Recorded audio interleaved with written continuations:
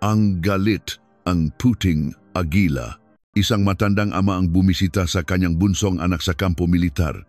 Ang mukha ng anak ay puno ng pasaedbalot ng kalungkutan. Hoy, wala ka bang tatay? Lolo mo pala ang dumalaw sayo. Sana sinabi mo agad. Di sana hindi ka namin gaanong binugbok. Haha, hindi tinigilan nga senyor na sundalo ang pangungutya sa anak. At sa huli, tinawagan ng ama ang kanyang panganay at pangalawang anak na lalaki. Ang ranggong dalawang anak ay sapat na para durugin ang buong kampo. Kung nagustuhan ninyo ang kwentong ito pagkatapos mapanood, mangyaring mag-subscribe, I-like at I-activate ang notification bell. Maraming salamat. Ang hanging amihan ay humahampas sa tigang na kapatagan ng Nueva Ecija. Ang bawat alok ng lumang pickup truck ay pasakit sa kanyang baywang, ngunit hindi ito inalintana ng matandang si Jose Santos. Ang kanyang paningin ay nakatuon lamang sa malaking bakal na tarangkahan ng kampo sa dikalayuan kung saan naghihintay ang kanyang bunsong anak, si Miguel. Siya ang bunga ng kanyang katandaan. Isang huling biyaya na nakuha sa edad na mahigit 60, isang anak na hindi niya kayang masaktan kahit bahagya. Matapos mag-apply para sa isang bisita, pumasok si Mang Jose sa isang simpleng silid-dalawan at kinakabahang kinuskos ang kanyang makamay. Ang magaspang at bitak-bitak na palad ay simbolo ng kanyang buong buhay na pakikipagbuno sa lupa. Ilang sandali pa, bumukas ang pinto at lumitaw si Miguel na nakasuot ng unipormeng militar. Bago pa man mamulaklak ang ngiti sa mukha ni Mang Jose, nanigas siya nang makita ang mukha ng anak. Ang kaliwang pisngi at paligid ng labi nito ay nangingitim sa pasa. Kahit pilit itong itago, kitang-kita ang pamamaga. Higit sa lahat, ang ngamatangang kanyang anak ay walang buhay. Nawala ang kislap at malalim na kadiliman lamang ang nananahan sa mga ito. Nanlamig ang puso ni Mang Jose. Miguel, tawag niya sa garalgal na boses. Yumuko lamang si Miguel ng walang lakas. Sa sandaling iyon, dalawang sundalong may ranggong kabo na tila kasama ni Miguel ang lumapit habang nagbubulungan at nagtatawanan. Ang kanilang matingin ay puno ngang hayagang pangungutya at pagamak. Oy, Private Miguel Santos, may bisita ka pala. Pero nasaan ang tatay mo? Bakit lolo ang dumalaw sayo? Sabi ng isang mukhang lider na si Cabo Reyes, sabay tulak sa balikat ni Miguel. Hindi nakaligtas sa paningin ni Mang Jose ang bahagyang panginginig ng katawan ng kanyang anak. Ah, baka wala kang tatay. Sana sinabi mo agad. Kung alam lang naming ulila ka sa ama, di sana hindi ka namin masyadong binugbok, di ba? Haha, humalakak ang makasamahan nito bilang pagsang-ayon. Ang kanilang tawanan ay parang matutulis na punyal na tumusok sa puso ni Mang Jose. Buong buhay siyang nagsikap at namuhay ng marangal. Ganun din niya pinalaki ang kanyang mga anak. Ngunit ngayon, ang kanyang anak sa isang sagradong lugar kung saan dapat siyang maglingkod sa bayan ay hinahamak at sinasaktan ng mga walang kwentang tao dahil lamang sa wala itong ama. Nanliit ang kulubot na mata ni Mang Jose. Isang bagay na matagal na niyang itinatago, isang mabangis na damdamin ang gumalaw sa kailaliman ng kanyang mata. Tahimik siyang tumayo. Tumingala si Miguel sa kanyang ama na may takot sa mga mata. Tay, tinapik lamang ni Mang Jose ang balikat ng anak. Pagkatapos ay humarap siya kay Cabo Reyes na hindi pa rin tumitigil sa pang-alipusta. Ang kanyang mukha ay kalmado, ngunit ang bigat ng galit sa loob niya ay parang bundok. Anong pangalan mo, iho? Sa mahina ngunit tumatagos sa butong boses, natigilan si Cabo Reyes sa pagtawa. Sinuri niya si Mang Jose mula ulo hanggang paa na may pagamak. Hoy, matanda! Disiplinahin mo yang anak mo. Kung gusto niyang gumaan ang buhay niya sa kampo, dapat matuto siyang sumipsip. Palagi na lang siyang tatanga-tanga kaya nabubugbog. Sa pagkakataong iyon, isa pang senyor na sumasenyas kay Miguel ang lumapit at bumulong sa tainga nito. Hoy, patay ka sa amin pag-alis ng matandang yan. Huwag ka nang gumawa ng gulo, pawin mo na lang siya ng tahimik. Ang banta ay malinaw na narinig din ni Mang Jose. Ang platoon leader na tila nakamasid sa lahat ay nagkunwaring walang nakita at nakipagkwentuhan sa isang kasama sa isang sulok. Halatang ayaw niyang masangkot sa gulo. Wala nang sinabi pa si Mang Jose. Itinatak lamang niya sa kanyang isipan ang mukha at ranggo ni Cabo Reyes at ang mukha ng nagbubulak-bulagang platoon leader. Pagkatapos ay tahimik siyang tumalikod at lumabas ng silid dalawan. Naramdaman niya ang desperadong tingin ni Miguel sa kanyang likod, ngunit hindi siya lumingon. Ang kailangan ng kanyang anak ngayon ay hindi awa, kundi hustisya. Pagbalik sa pickup, kinuha ni Mang Jose ang isang lumang cellphone mula sa kanyang bulsa. Ang kanyang daliri ay nanginginig sa galit.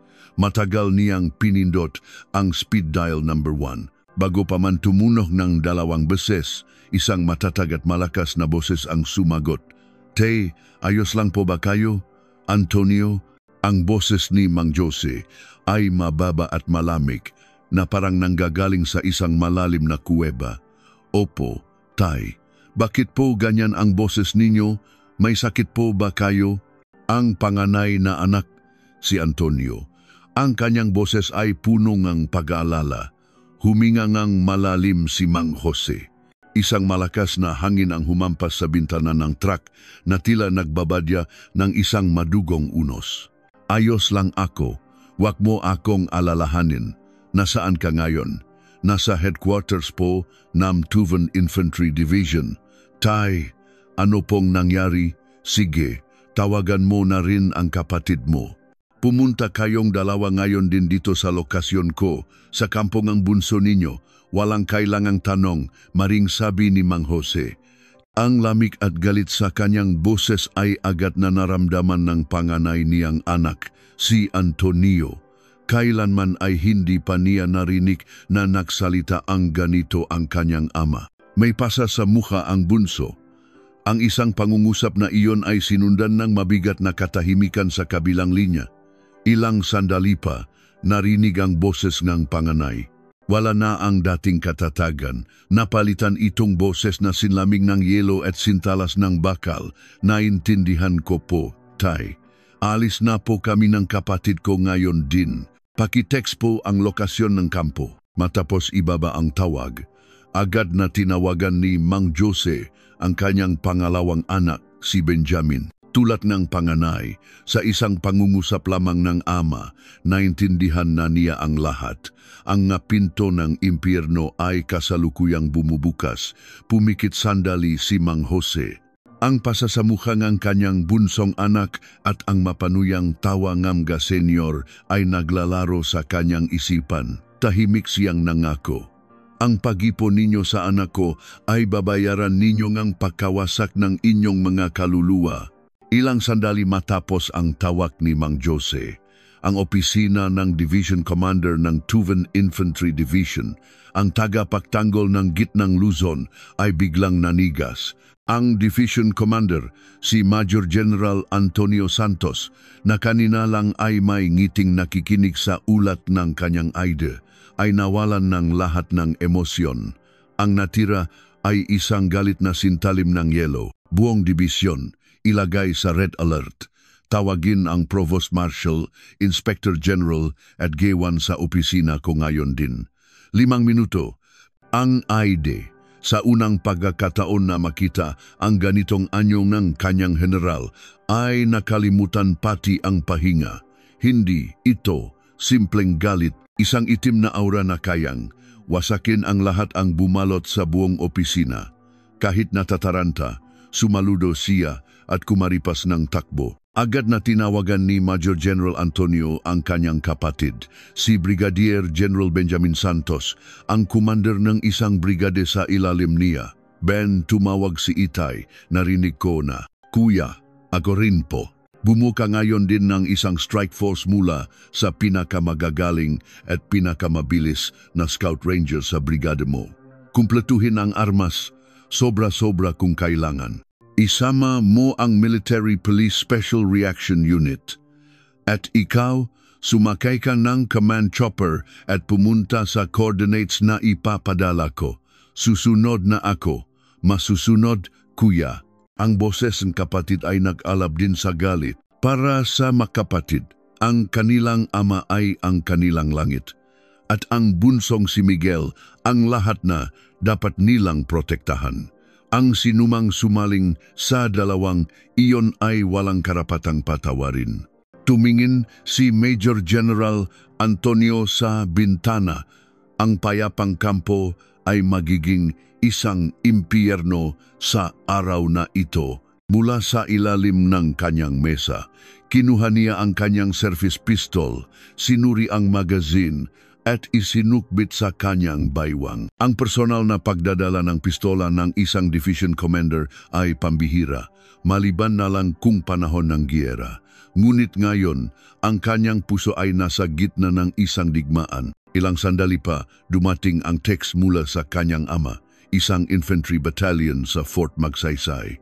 Ngumisi ng malamig si Major General Antonio nang makita ang pangalan ng unit. Nasa ilalim itong kanyang nasasakupan, Inspector General. Sir, may alam ka ba tungkol sa batalyon na yan?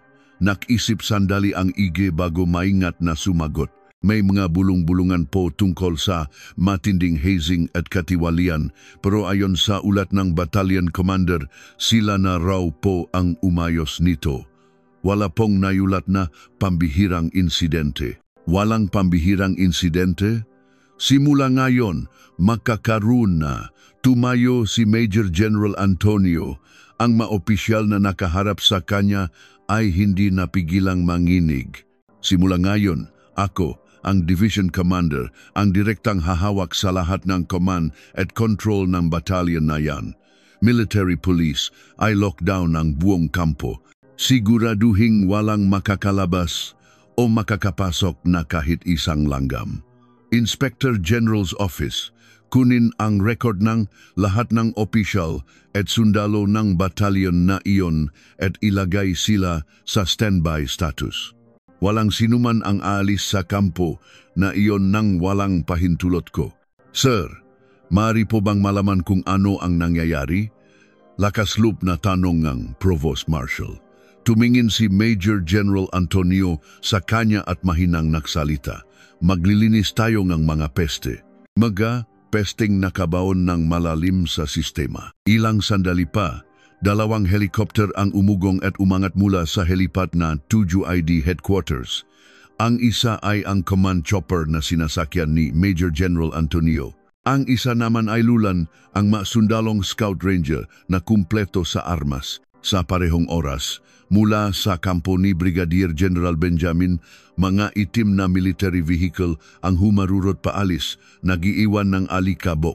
Ang strike force na binubuo ng piling sundalo mula sa Reconnaissance Battalion at MPSRU ay may kakayahang supilin ang anumang banta.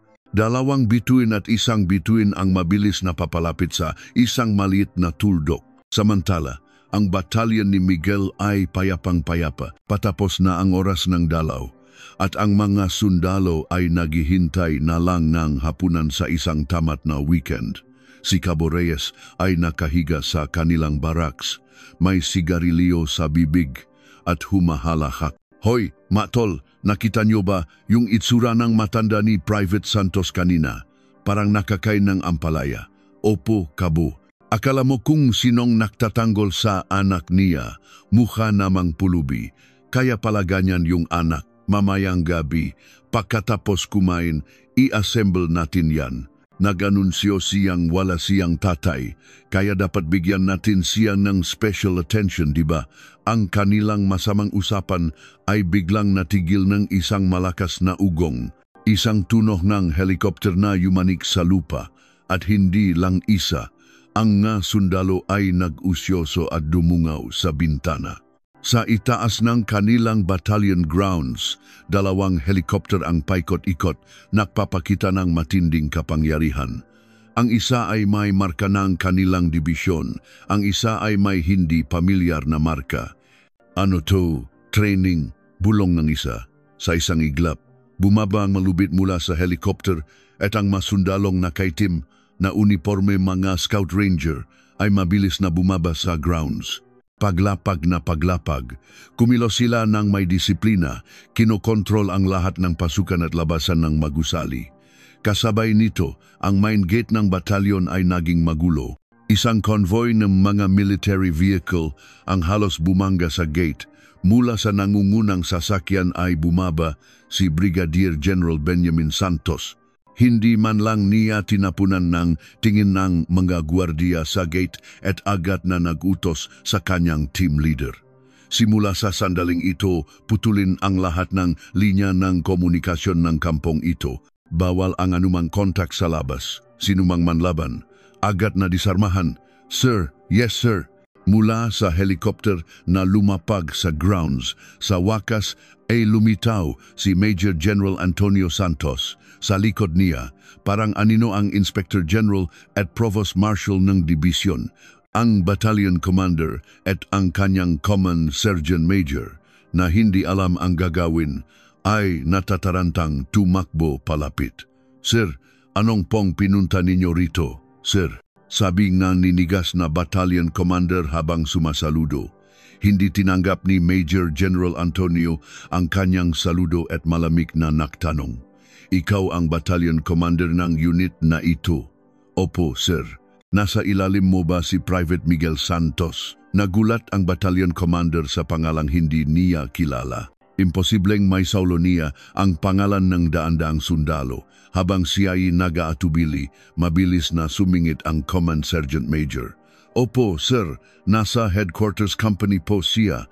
Tumango si Major General Antonio. At pagkatapos, parang sinasakal, hinawakan niya ng mahigpit ang kwelyo ng Battalion Commander. Lahat ng nasa paligid ay nabigla. Hindi mo man lang alam kung anong nangyayari sa sarili mong anak-anakan. Wala kang kwentang ama. Simula ngayon, tapos na ang serbisyo mo sa militar. Binitiwan niya ang Battalion Commander at nagutos sa Provost Marshal. Dalhin ang taong yan, tanggalan ng position, at I-turn over sa IG. Headquarters Company, buong kumpanya, mag-assemble sa grounds, full battle gear, sa loop ng 5 minuto, walang maiwan. 2 bituin at 1 bituin, 3 bituin ang nagsimulang dumurog sa isang unit. Ang piging sa impyerno ay nagsisimula pa lamang. Ang barracks ng Headquarters Company ay nasa gitna ng kaguluhan. Sa biglang emergency, ang mga sundalo ay nagmamadaling naksuot ng kanilang uniforme at nag-ayos ng gamit. Nagliparan ang ngamura at sigawan. Lalo na si Cabo Reyes at ang kanyang kasamahan na hindi maintindihan ang sitwasyon ay mas lalong naging marahas sa mabago. Bilisan nyo ang babagal, mamayang gabi, lagot sa akin. Ngunit ang kanilang kayabangan ay naglaho nang silahi nakahilera na sa grounds. Sa gitna ng grounds ay nakatayo ang 2 general. Ang isa ay ang pinakamataas na opisyal ng kanilang division, ang Division Commander. Ang isa ay isang Brigadier General na hindi nila kilala.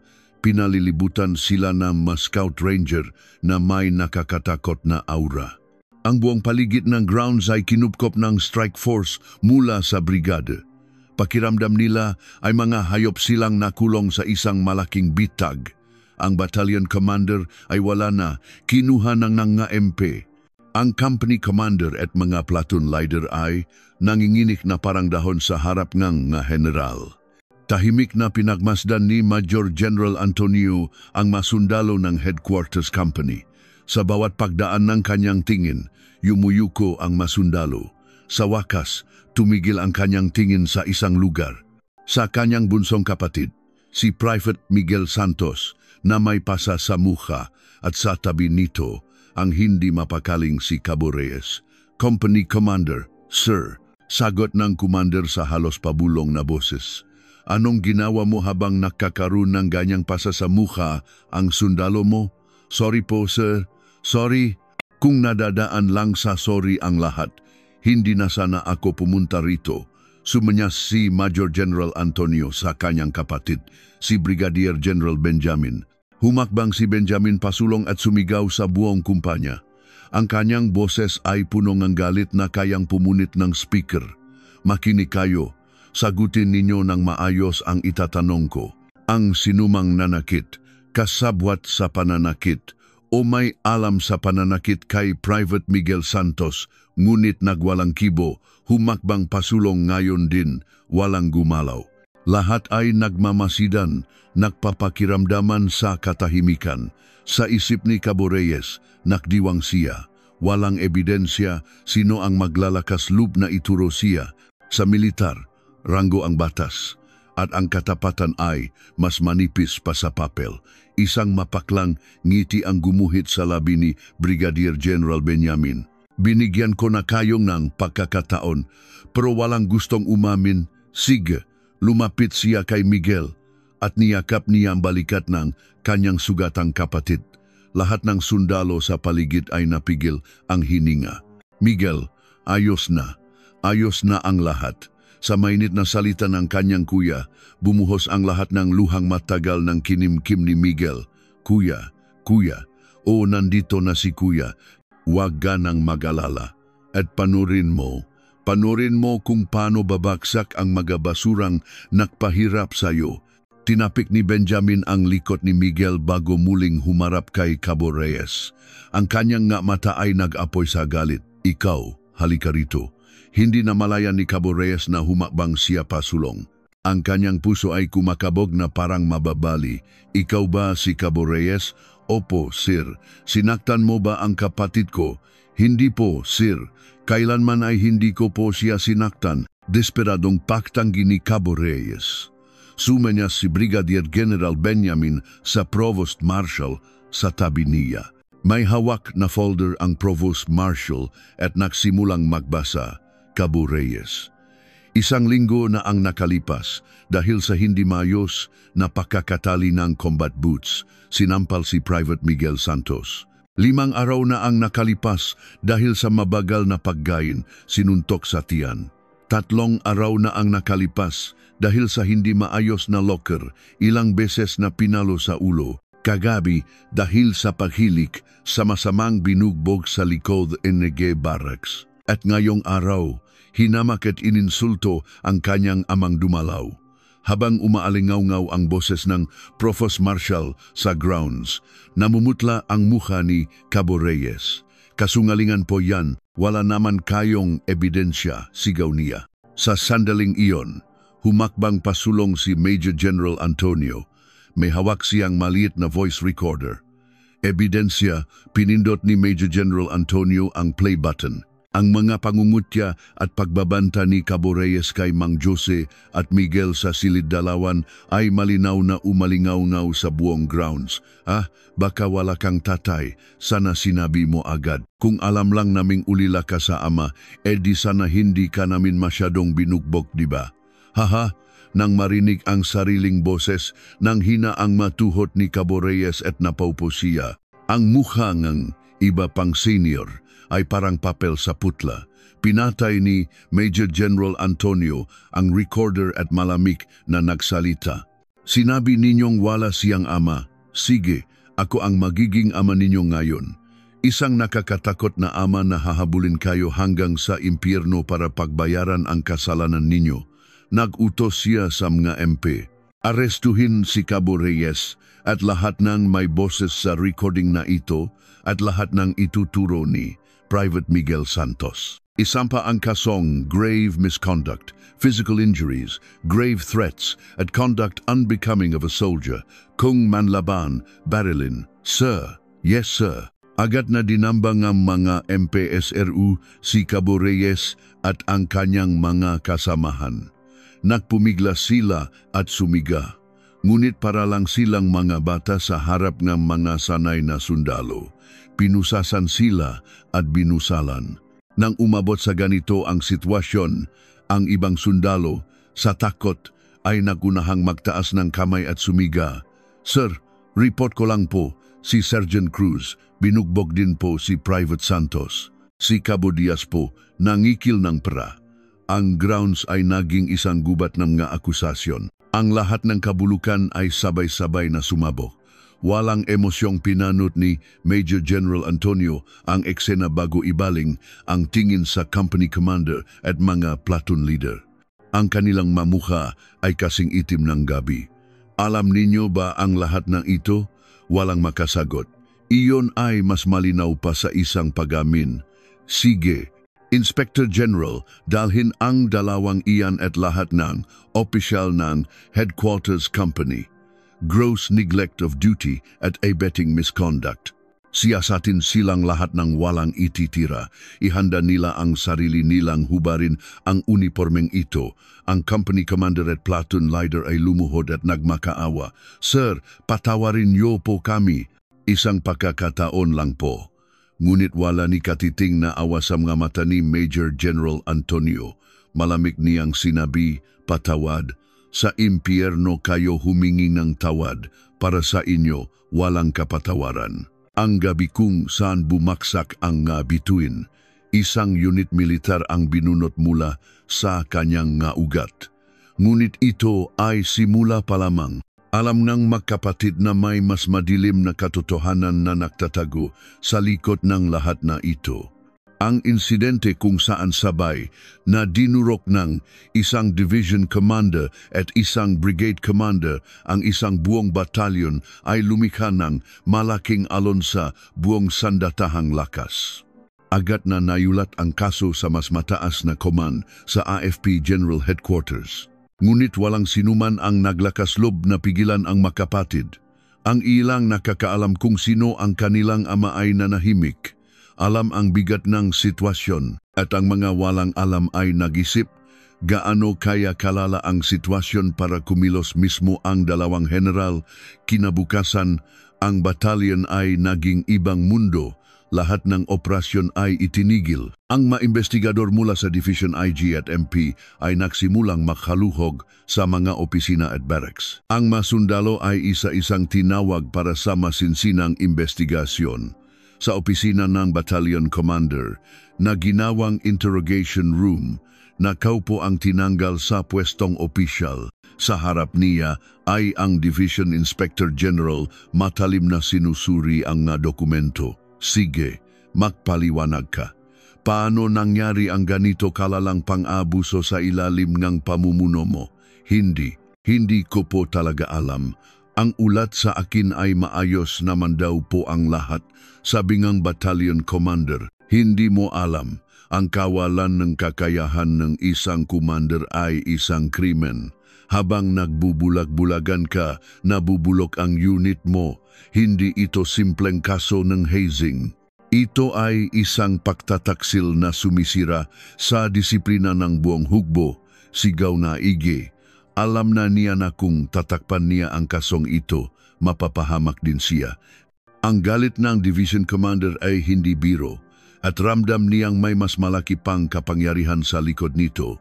Samantala, sa ibang silid, si Cabo Reyes at ang iba pang salarin ay iniimbestigahan ng mga MP. Noong una, marin niyang itinanggi ang lahat. Biktima lang po ako. May konting disiplina pero hindi po pananakit. Ngunit nang ihagis ng investigador ang isang dokumento sa harap niya, nanigas siya. Iyon ay ang kanilang kumpletong bank records at call logs. Biktima?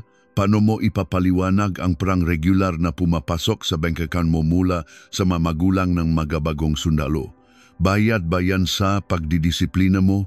At itong text message ninyo, bugbog sarado si Santos ngayon, epic yung itsura ng tatay niyang matanda, parte rin ba yan ng disiplina?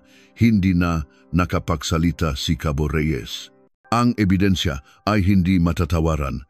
Hindi lang sila simpleng nambubuli. Sistematiko silang nangingikil ng pera at ang sentro nito ay si Miguel. Dahil sa katatagan ni Miguel na tumanggi sa kanilang mga utos, siya ang naging target ng pinakamatinding pang-abuso. Habang lumalalim ang investigasyon, isang mas malaki at mas karumal-dumal na katotohanan ang lumitaw. Hindi ito problema lamang sa pagitan ng sundalo. Isang nakatagong ledger ang natakpuan ng matauhan ng IG sa opisina ng supply sergeant ng kumpanya. Nakasulat dito ang marikot ng masupply ng gasolina, pagkain at iba pang kagamitan na kulang ang idinideliver at kung paano ang sobrang pondo ay regular na ibinibigay sa kung kanino. Ang huling destinasyon ng pera, ang battalion commander, at mas mataas pa, Ang Brigada Commander, ito ay malawakang katiwalian sa supply. Napapikit si Major General Antonio nang matanggap ang ulat. Tumingin siya sa kanyang kapatid, si Brigadier General Benjamin. Kaya pala, imposibleng ganun na lang nila pahirapan si Miguel dahil lang sa hindi siya sumusunod. May itinatago sila. Tama ka, kuya, sabi ni Benjamin habang kinukuyom ang kamao. Malamang naamoy ni Miguel ang kabulukan nila. Katulad ni Itay, hindi niya kayang palampasin ang mali. Kaya para sa kanila, si Miguel ay isang bombang sasabog anumang oras. Para patahimikin siya at bigyan ng babala ang iba, ginawa nila siyang halimbawa.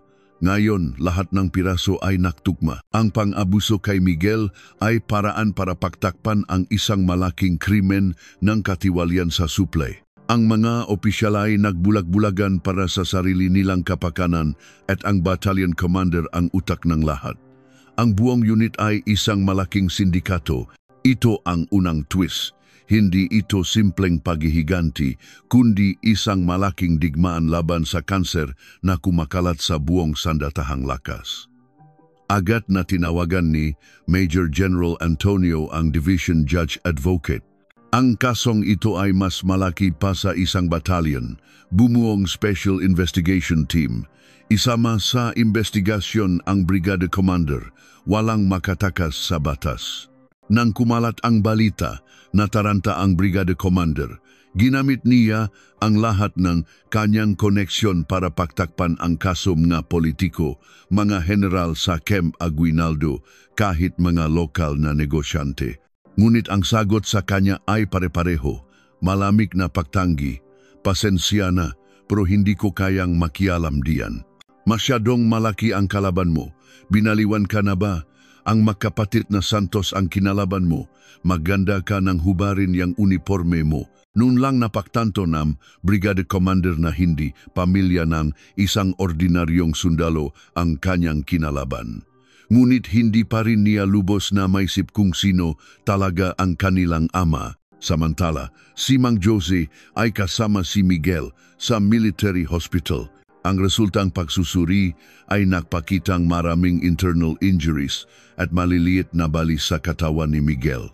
Sabing doktor, kung nahuli pa raong kaunti, maaring nagkaroon ng permanenteng pinsala.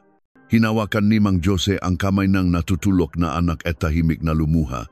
Ngunit hindi siya nanghina hanggat hindi naitatama ang lahat, ang kanyang digmaan ay hindi pa tapos. Miguel, anak, tis ka lang, ang nga basurang nagpahirap sa'yo, pati ang nga ugat nila, bubunutin ko at ihahagi sa paanan mo.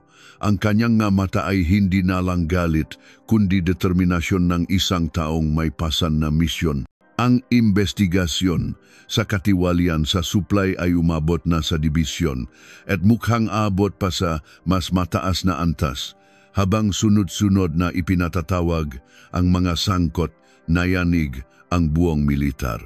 Si Major General Antonio at Brigadier General Benjamin ay hindi natinag sa anumang pressure mula sa labas. Sa halip, mas lalo pa nilang itinulak ang investigasyon.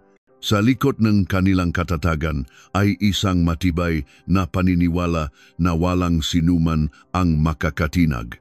Nang hindi na makontrol ang sitwasyon, isang joint investigation team mula sa Department of National Defense ang binuo.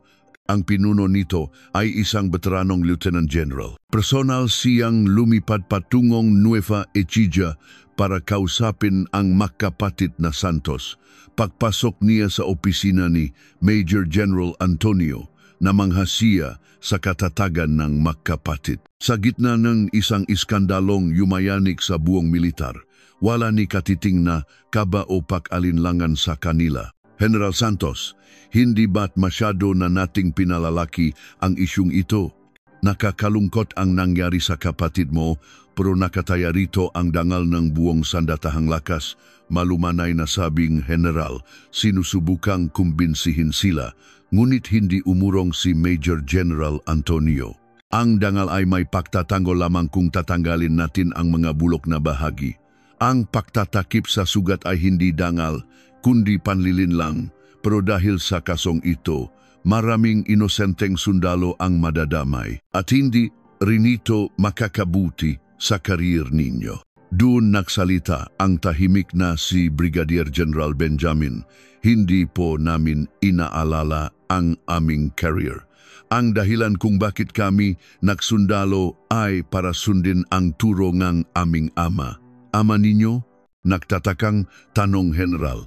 Ano nga bang dakilang turo ang may bibigay ng isang matandang magsasaka? Alam niyang hindi galing sa isang pamilyang may pangalan ang magkapatid. Sino ba ang ama ninyo? Ang alam ko ay isang magsasaka lang siya. Mahinahong sumagot si Major General Antonio. Tama po kayo, ang aming ama ay isang magsasaka. Pero iyon ay ang kanyang itsura ngayon. Tumayo si Major General Antonio at lumapit sa isang lumang itim at puting litrato na nakasabit sa dingding. Sa litrato, makikita ang isang batang Mang Jose kasama ang mga kapwa sundalo. Lahat sila ay nakasuot ng lumang uniforme, ngunit ang kanilang nga mata ay sintalas ng mga mandaragit. Nakita niyo na po ba ang litratong ito, sir? Sinuring mabuting general ang litrato, at bigla, nanlaki ang kanyang nga mata sa pagkabigla.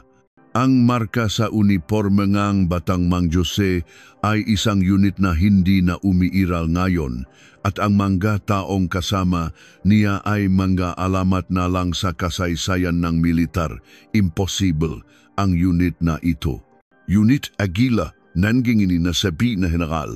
Unit Aguila, ang maalamat na Special Forces Unit noong panahon ng pinakamatinding labanan-laban sa mga rebelde. Bigla na lang silang lilitaw sa pinakamapanganib na lugar. Tutuparin ang mga imposibleng misyon at maglalaho na parang hangin. Ang kanilang pag-iral ay hindi nakasulat sa anumang opisyal na kasaysayan. Tanging sa makwento-kwento na lang ng mga matataas na opisyal umiiral, tinawag silang mamulto ng digmaan. At ang taong ito na katabi ng ama namin, itinuro ng general ang isang tao sa litrato. Iyon ay ang kanyang sariling ama, ang unang Chief of Staff ng Armed Forces of the Philippines na iginagalang ng lahat. Tumango si Major General Antonio. Opo, ang ama namin, si Jose Santos, ang huling commander ng maalamat na Unit Aguila. Ang tawag sa kanya ng mga tao ay ang Puting Aguila. Sa nakakagulat na katotohanan, hindi nakapagsalita ang general. Ngayon, naiintindihan na niya ang lahat kung bakit sa murang edad ay naging general ang magkapatid, kung bakit sila may tapang na hindi kayang tibagin ng sinuman. Hindi lang sila mahuhusay na opisyal. Sila ay mga anak ng isang buhay na alamat. Ang kanilang kapangyarihan ay hindi galing sa koneksyon, kundi sa purong dedikasyon sa bansang ipinaglaban ng kanilang ama at sa network ng karangalan na binuo ng kanyang nga kasamahan na ngayon ay nasa pinakamatataas na pwesto sa militar. Hindi lang nila kayang panorin na mabulok ang militar na binuwis buhay ng kanilang ama. Ito ang ikalawang twist. Ang kaso ay hindi lang paghihiganting ng makapatid na general, kundi ang galit ng isang alamat na nagpoprotekta sa sandatahang lakas. Napasandal ang general sa upuan. Tiningnan niya si Major General Antonio nang may pahanga at takot. Bakit? Ninyo itinago ang tungkol sa ama ninyo, iyon po ang gusto niya. Ang karangalan ng digmaan ay para sa mga namatay, hindi sa mga nakaligtas, kaya namuhay siyang tahimik bilang magsasaka. Kami ring magkapatid ay naksikap na umangat sa sarili naming paa, sumingit si Brigadier General Benjamin. Pero iba po ang kasong ito. Mga basura ang naglakas loob na insultuhin ang aming ama at sirain ang militar na kanyang ipinaglaban. Hindi na kami maaring manahimik sa ngalan ng aming ama at sa dangal ng Unit Aguila, lilinisin namin ang lahat ng basura. Huminga ng malalim ang general. Tumayo siya at yumuko ng may pagalang sa magkapatid, isang pagpapakita ng respeto na higit pa sa ranggo. Patawarin ninyo ako. nakamali ako nga akala. Simula ngayon, ang Joint Investigation Team ay susunod sa inyong kagustuhan. Sabihin ninyo lang kung anong kailangan ninyo. Ako na ang personal na mag-ulat sa DND Secretary. Sabihin kong nagalit na ang puting agila. Habang papalabas ang general, narinig niya ang mahinang boses ni Major General Antonio. Salamat po. Pero may isa po kaming hiling. Huwag ninyo po sanang ipaalam sa aming ama na alam na namin ang kanyang nakaraan. Gusto naming tapusin ito gamit ang sarili naming lakas bilang nga anak niya. Tumango lang ang general at umalis. Ngayon, ang buong sandatahang lakas ay naging sandatang magkapatid. Walang sinuman ang makakapigil sa kanila dahil ang alamat ng militar ay nagising na. Sa tulong ng DND, ang investigasyon ay naging mabilis at malawak. Ang ugat ng katiwalian ay mas malalim pa sa inaakala. Umabot ito hanggang sa Logistics Command ng AFP. Isang malaking kartel na ilang dekada nang nagnanakaw ng pondo ng militar ang nabuwag. Ipinasa ni Major General Antonio ang investigasyon sa katiwalian sa kanyang kapatid at sa DND at sinimulan niya ang isa pang digmaan laban sa katiwalian sa promosyon. Ipinakuha niya ang lahat ng records ng promosyon sa buong dibisyon. Nakita niya ang isang pattern, ang maopisyal na sangkot sa katiwalian kahit walang kakayahan ay mabilis na umaangat sa pwesto, samantalang ang mga matitino at magagaling ay laging naiwan. Lahat ito ay tungkol sa mga tao, sabi niya. Ipinatawag niya ang kanyang G1 personnel officer. Simula ngayon, magsagawa tayo ng panibagong background check sa lahat ng opisyal sa dibisyong ito. Gawing anonymous. Bigyan ng pagkakataon ang mga sa ibaba na i-rate ang kanilang mga superior. Hanapin ang lahat ng abusado, walang kakayahan at sip-sip, walang ititira. Isang malawakang paglilinis ang nagsimula, bumuhos ang ma-anonymous na ulat. Lumitaw ang lahat ng nakatagong kabulukan. Walang awang tinanggal ni Major General Antonio ang mga ito. Ang mga bakanteng pwesto ay pinunan ng mga karapat-dapat. Samantala, natukoy ng investigation team ang pinuno ng kartel, ang logistics chief ng isang unified command, isang koronel. Nang arestuhin siya, sinusunog na niya ang nga ebidensya. Ang kanyang pakbagsak ay nagdulot ng takot sa marami. Ang dating matatag na imperyo na katiwalian ay gumuho na parang kastilyong buhangin. Si Cabo Reyes at ang kanyang mga kasamahan ay nilitis sa court martial. Ang kanilang mga magulang ay umiyak na nagmakaawa, ngunit ang ebidensya ay malinaw. Ang hatol ng korte ay mabigat. Si Cabo Reyes ay hinatulan ng 15 taong pagkakakulong. Ang iba pa ay 5 hanggang 10 taon. Ang nga opisyal na nakpabaya ay tinanggal sa serbisyo ng may kahihiyan at kinasuhan din. Ito ang sinasabi ni Major General Antonio na pagbabayad ng utang hanggang sa impyerno. Nang mayos na ang lahat, binisita ng makapatid si Miguel sa ospital. Magaling na ang magapasa nito at bumabalik na ang dating sigla. Kuya, salamat, sabi ni Miguel. Ngumiti si Major General Antonio. Hindi kami. Ikaw ang nanalo sa labang ito. Dahil hindi ka sumuko sa Mali, nahatulan natin sila. Tama, sabi ni Brigadier General Benjamin, ikaw ang aming karangalan, Miguel, at karangalan ng ating ama. Nagnitian ang 3 magkakapatid. Ang mahabang bagyo ay lumipas na. Ngunit may huli pa silang haharapin, ang kanilang ama, si Jose Santos. Matapos ang malawakang paglilinis, mabilis na nanumbalik ang kaayusan sa kampo. Ang masangkot sa katiwalian ay nahatulan at ang mga pwesto ay napunuan ng mga matitinong opisyal. Ang buong sandatahang lakas ay nagsimulang ang malawakang reforma. Sa gitna nito, umuwi ang makapatid na general kasama si Miguel. Dala nila ang madayaryo at balita tungkol sa iskandalo, pinakamalaking military supply syndicate, nabuwag, galit ng makapatid na general, naglinis sa militar. Si Mang Jose ay nakaupo sa beranda, nakakape. Tahimik lang siyang tumingin sa pagdating ng mga anak. Tay, may sasabihin po kami, sabi ni Antonio. Inilapak ang folder ng mabalita. Hindi ito binuksan ni Mang Jose. Sumobra po ba kami, Tay? Tanong ni Benjamin. Alam nila kung bakit namuhay ng tahimik ang kanilang ama. Ngunit sinuway nila ito at ginulo ang buwang militar. Handa silang mapagalitan. Matagal na hindi nagsalita si Mang Jose. Tumingin siya sa malayo. Sinabi ko ba sa inyong magsundalo kayo? Hindi po, Tay, pero lahat kayo ay naging sundalo at maheneral pa. Bakit? Hindi makasagot ang dalawang panganay. Naalala nila noong bata sila, palihim nilang isinusuot ang lumang uniforme ng kanilang ama, nangangarap na maging tulad niya. Noon nagsalita si Miguel. Ako po ang nakiusap sa kanila. Tay, gusto ko pong protektahan ang mga bagay na ipinaglaban ninyo buong buhay ninyo. Tumingin si Mang Jose sa bunso at may bahagyang panginginig sa kanyang na mata. Antonio, Benjamin, po, Tay, ipinagmamalaki ko kayong mga anak ko sa hindi inaasahang papuri na mula ang mata ng dalawang general.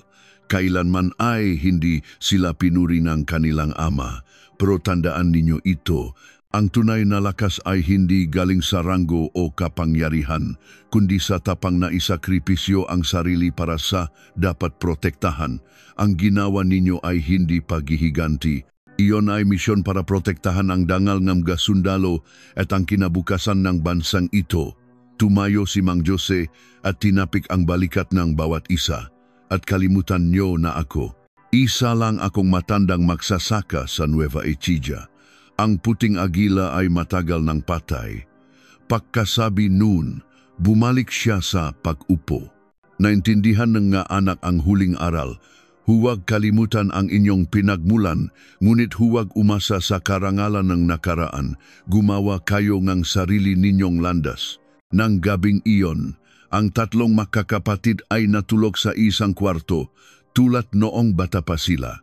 Ang mahabang laban ay tapos na. Ilang araw pa, isang hindi inaasahang bisita ang dumating sa opisina ni Major General Antonio, ang DND Secretary. General Santos, malaking bagay ang ginawa mo. Binigyan mong pagkakataon ang ating militar na magbagong buhay, sabi niya, at pakikumusta mo ako sa iyong ama. Sabihin mong hindi siya nalilimutan ng Pilipinas. Nakatubili ang sekretarya bago maglabas ng isang dokumento. Ito ay ang rekomendasyon para sa promosyon ni Antonio bilang Lieutenant General. Plano sana kitang irekomenda bilang AFP Chief of Staff. Pero dahil sa nangyari, marami kang naging kawe. Mas mabuting magpahinga ka muna, pati na ang kapatid mo. Kailangan din natin ng mataong susuporta sa mga reforma mula sa likod. Ang sinabi ngang sekretarya ay isang magalang na paraan ng pagsasabing itatabi muna sila. Ngunit ngumiti lang si Antonio at tinanggap ito. Masusunod po, Secretary. Walang bahid ng panghihinayang sa kanyang mukha. Alam na niya na ang espadang iwinasiwas niya ay susugat din sa kanyang sarili. Pero hindi siya nagsisisi. Ngayon, lubos na niyang naintindihan ang kahulugan ng tunay na lakas na itinuro ng kanyang ama. Lumipas ang panahon. Ang magkapatid na Santos ay umalis sa kanilang command positions at inilipat sa mga policy at training institutions. Marami ang nagsabing ito ay isang demotion, ngunit tahimik nilang ginampanan ang kanilang mga bagong tungkulin, sinisigurong ang mga reformang sinimulan nila ay makakaugat. Si Miguel ay naktapos ng kanyang serbisyo militar at kumuha ng abogasya, nangakong ipagtatanggol ang mga api. Si Mang Jose ay nanatili sa kanyang bukid. Hindi niya kailanman binanggit ang mga pagbabagong ginawa ng kanyang mga anak, ngunit madalas habang nagbubungkal, napapatigil siya at tumitingin sa direksyon ng kampo militar at isang bahagyang ngiti ang gumuguhit sa kanyang mukha. Isang araw, isang itim na kotse ang huminto sa harap ng bahay ni Mang Jose.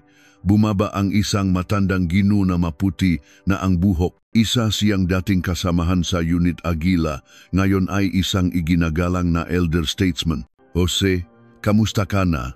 Bakit ka napadpad dito sa amoy lupang lugar na ito? Pabirong sabi ni Mang Jose, pero bakas sa mukha ang saya. Nag-inuman sila. Ang galing ng maanak mo, Jose. Mana sayo. Ngayon, opisyal ng kikilalanin ng gobyerno ang serbisyo natin at ng Unit Aguila. Bibigyan tayo ng medalya, ngunit umiling si Mang Jose. Huwag na. Nakakahiya sa mga kasama nating namatay. Ang karangalan ko ay nakabaon sa lupang ito at sa puso ng anak ko. Dahil alam niyang hindi na mapipilit ang kaibigan, isang lumang litrato na lang ang ibinigay nito.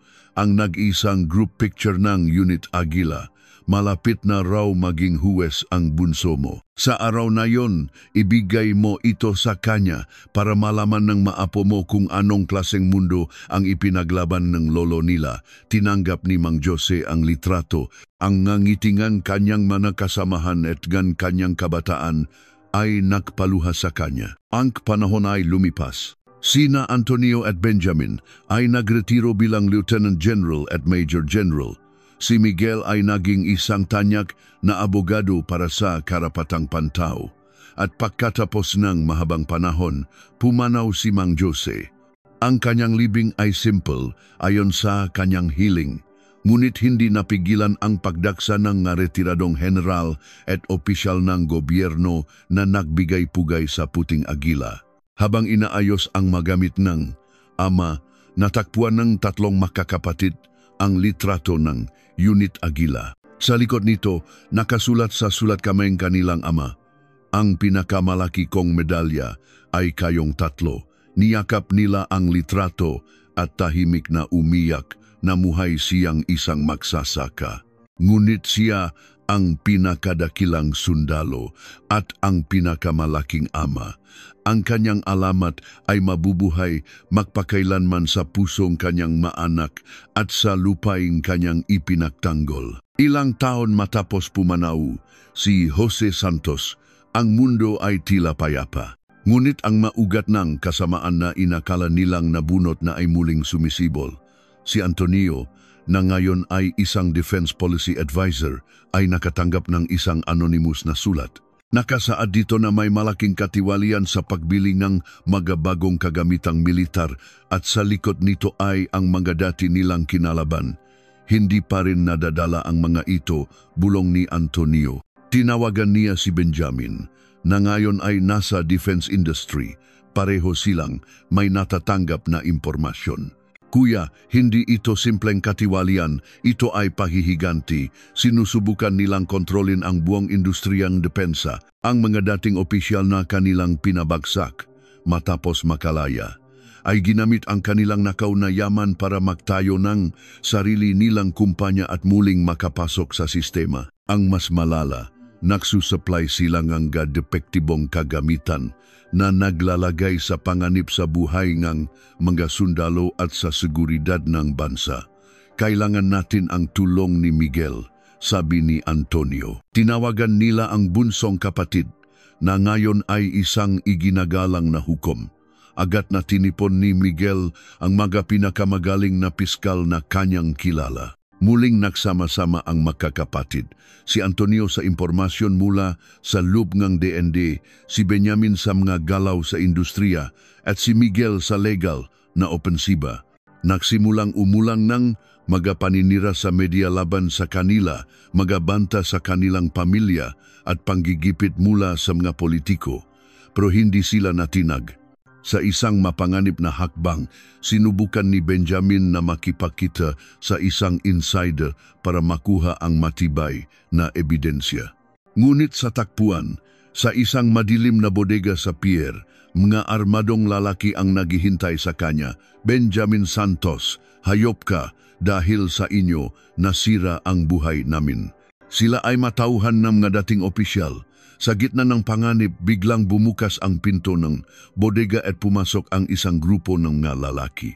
Sila ang dating miyembro ng elite na Special Forces team na pinamunuan noon ni Antonio, na ngayon ay nagtatrabaho sa isang security firm na pag-ari ng magkapatid. Agad na nabaliktad ang sitwasyon. Sino ang naglakas loob na galawin ang boss namin? Sinabi ni Benjamin sa manatalong kaawe. Hindi niyo pa rin talaga alam kung kaninong mga anak kami. Ang ikalawang digmaan ay nagsisimula na. Ang manahuling salarin ay umamin na inutusan sila ng mga dating opisyal. Agad na nag-issue ng arrest warrant si Hukom Miguel Santos, ngunit nakatakas na ang maito. May nagliyak ng impormasyon. Ang makamay ng kawe ay abot na hanggang sa loob ng pulisya at piskalya. Kailangan nating kumilos sa labas ng batas, sabi ni Antonio. Tinawagan niya ang dati niyang pinunong Special Forces Team. Kailangan namin ang tulong ninyo. Hindi ito sa ngalan ng bansa, kundi sa ngalan ng Puting Agila. Ang sagot sa kabilang linya ay punong ng katapatan. Ipadala nyo lang po ang koordinates, buhay namin ang itataya. Sa gabi ngang operasyon, sa isang pier, habang pinapanot ng nga dating opisyal ang pagdiskarga ng nga depektibong bala ng kanyon, bigla silang pinalibutan ng nga anino sa dilim. Ang mga dating Special Forces ay kumilos na parang multo. Nahuli ang lahat ng salarin, ebidensya, at kontrabando. Kinabukasan, muling nagulantang ang bansa. Nahuli ang isang malaking sindikato ng arms smuggling. Sa korte, sumuko na ang madating opisyal. Alam na nila na ang kanilang kalaban ay hindi lang basta magkapatid, kundi ang mismong diwan ng pagtatanggol sa bansa na minanapamula sa kanilang ama. Sila ay hinatulan ng habambuhay na pagkabilanggo para sa pagtataksil sa bayan. Matapos ang lahat, binisitang tatlong magkakapatid ang puntot ng kanilang ama. Tay, magpahinga na po kayo. Ang bansang ipinaglaban ninyo, kami na po ang magbabantay. Ang dapit hapon sa kanilang likuran ay tila isang ngiti mula sa kanilang ama. Ang diwang Puting Agila ay buhay sa pusong kanyang tatlong anak at magiging kalasang bansa magpakailanman. Habang inaayos ang manaiwang gamit ng ama, natakpuan ni Antonio ang isang lumang baul na kahoy. Sa loob nito, maluma at kupas na uniforme, medalya at isang tumpok na mga sulat. Masulat ng kanyang ama para sa kanyang ina mula sa gitna ng digmaan. Mahal kong Elena, maraming bituin ngayong gabi. Kapag naisip kong nakatingin ka rin sa mga ito, napapangiti ako kahit sa gitna ng putukan. Isa na namang kasama ang nawala sa amin ngayon. Ang huli niyang sinabi ay mabuhay ka para sa aming lahat. Para sa kanila at para sa inyong ating mga anak. Uwi akong buhay, mahal kita. Sa ilalim ng tumpok, may isang sulat na hindi naipadala para sa kanyang nga anak sa hinaharap. Mga mahal kong anak, kung nababasa niyo ito, marahil ay wala na ako. Patawarin niyo ako kung hindi, ako naging isang ama na may pagmamalaki ninyo. Masyado na akong maraming nakita sa giyera, kaya't mas gusto kong asarol ang hawakan ninyo, hindi baril. Ngunit sinundan niyo pa rin ang aking landas. Kung iyan ang tadhana ninyo, isa lang ang tatandaan ninyo. Ang misyon ng isang sundalo ay hindi pumatay, kundi magligtas ng buhay. Gamitin ninyo ang inyong lakas para protektahan ang mahihina. Kayo ang aking pinakamalaking karangalan. Mula sa langit, babantayan ko kayo. Nagmamahal, ang inyong ama, Jose. Umiyak. Ipinakita ito ni Antonio sa kanyang mga kapatid. Ngayon, lubos na nilang naunawaan ang bigat ng katahimikan ng kanilang ama. Ang sulat na iyon ang naging gabay nila. Itinatag ni Antonio ang isang foundation para sa mga ulila ng digmaan at mga sugatang veterano. Si Benjamin ay gumamit ng kanyang kaalaman para gumawa ng robot na nag-aalis ng landmine. At si Miguel ay naging isang pro bono lawyer para sa mga mahihirap.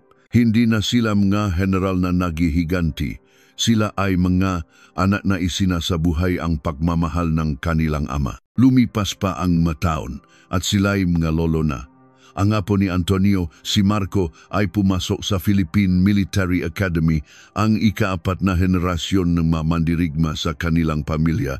Nang magtapos bilang valedictorian, nag-volunteer si Marco sa dating kampo kung saan nagsimula ang lahat. Doon, siya ay naging isang iginagalang na platoon leader, isang taglamik, isang malakas na bagyo ang tumama at inihiwalay ang isang kalapit na baryo. Ang utos ay maghintay. Ngunit naalala ni Marco ang sulat ng kanyang lolo sa tuhod. Ang misyon ng isang sundalo ay magligtas ng buhay. Pinakiusapan niya ang kanyang kumander. Sa huli, pinayagan siya. Kasama ang kanyang natauhan, sinuong nila ang bagyo at inilikas ang lahat ng residente ng baryo, walang nasaktan. Naging bayani si Marco sa buong bansa. Sa araw kanyang parangal, naroon ang kanyang lolo. Marco, ipinagmamalaki ka namin. Siguradong nakangiti ang lolo mo sa tuhod sa langit, sabi ni Antonio. Sumaludo si Marco. Salamat po, Lo. Ako ay apo ninyo at apo sa tuhod ng dakilang puting agila. Hinding-hindi ko dudungisan ang pangalang iyan. Noon napagtanto ng magkakapatid, ang pamana ng kanilang ama ay hindi nagtatapos sa kanila. Ito ay dumadaloy sa kanilang dugo at sa kanilang maaral patungo sa masusunod na henerasyon. Ang alamat ng puting agila ay hindi na lang kwento ng kanilang pamilya. Ito ay naging dakilang diwa ng buong Pilipinas. Dahil sa kabayanihan ni Marco, muling nabuhay ang kwento ng Unit Agila at ni Jose Santos. Inilabas ng gobyerno ang lahat ng lihim na dokumento tungkol sa kanila. Ang makwentong ng kanilang kabayanihan ay nagbigay inspirasyon sa buong bansa. Nakpasya ang gobyerno na posthumously igawad kay Jose Santos ang pinakamataas na parangal sa militar, ang Medal of Valor. Isang monumento at museo ang itinayo sa kanyang karangalan. Sa seremonya, sinabi ni Antonio sa kanyang talumpati, hindi itinuring ng aming ama ang sarili bilang bayani.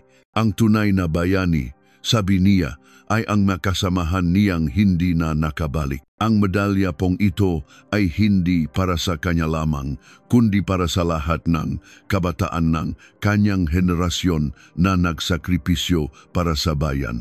Ang Jose Santos Museum ay naging isang gisagradong lugar. Ang kanyang nasulat, lalo na ang hindi na ipadalang liham sa kanyang mga anak, ay nagbigay ng walang hanggang aral sa lahat ng bumibisita.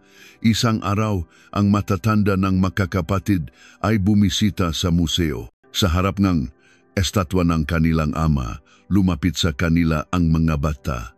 Lolo, kayo po ba yung mga anak ng puting agila? Ngumiti si Antonio. O mga iho, iyang magiting na yan ang aming ama. Sa mga matang ng mga bata, nakita ng makakapatid ang maliwanag na kinabukasan ng bansa. Ang paghihiganti ay nagbubungang galit, ngunit ang sakripisyo at pag-ibigay lumilihang walang kamatayang alamat. Ilang taon pa ang lumipas at isa-isa nang pumanaw ang makakapatid. Ang kanilang buhay ay naging bahagi na ng kasaysayan ng Pilipinas. Ang responsibilidad ay naipasa na kay Marco na ngayon ay isa ng koronel, tinaguriang ikalawang puting agila.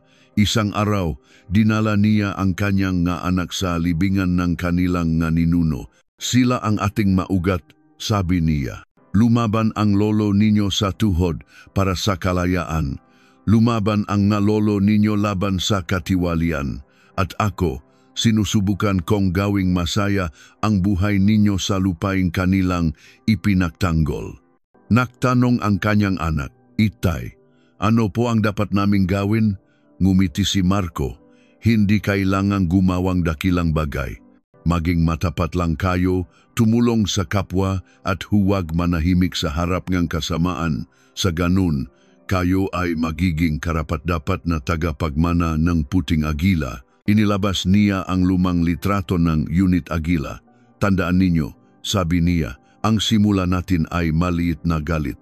Ngunit ang katapusan nito ay isang malaking pag-ibig na nagpoprotekta sa buong bansa. Habang sila'y paalis, Umihip ang hangin na tila isang mainit na pagbati mula sa mabayaning nagbabantay sa kanilang lahi. Ang kwento ay nagwakas na. Ang galit na nagsimula sa luha na isang ama ay naging isang epikong tumawid sa mga henerasyon mula sa paghihiganti tungo sa reforma hanggang sa walang hanggang sakripisyo. At ang sagot sa tanong kung ano ang tunay na lakas ay nasa buhay nating lahat, sa tapang na tumayo para sa tama at protektahan ang ating mga minamahal. Dahil ang mga alamat ay hindi isinisilang sa malayo, kundi sa tapang ng mga ordinaryong tao.